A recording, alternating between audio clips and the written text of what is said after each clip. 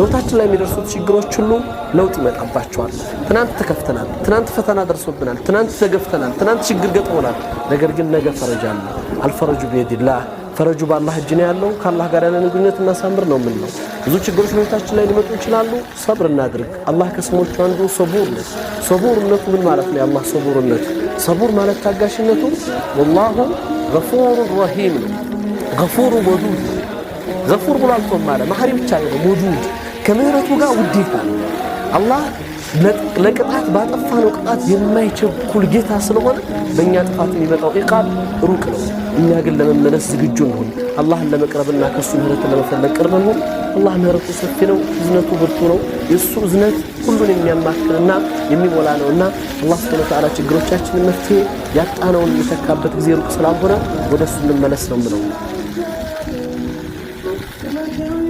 ለምን በሌሊቱ ታባነኝኛለሽ ናሄ ቀን ገና ተጨሞ የእውነት ፍቅርሽ ናሄ ምን ተወራሽማ እንደ ቦይ በሜዳ ናሄ ማን ይሆን እንደኔ ባዘኔ ተጎዳ ናሄ በሐዘን ደመና ባሳቦ ከያኖስ ናሄ ምን ዋለበሽኝ የትዝታን በርኖስ ናሄ ዛሬ ሰየድሞ አይወርድም ወይ ከኔ እና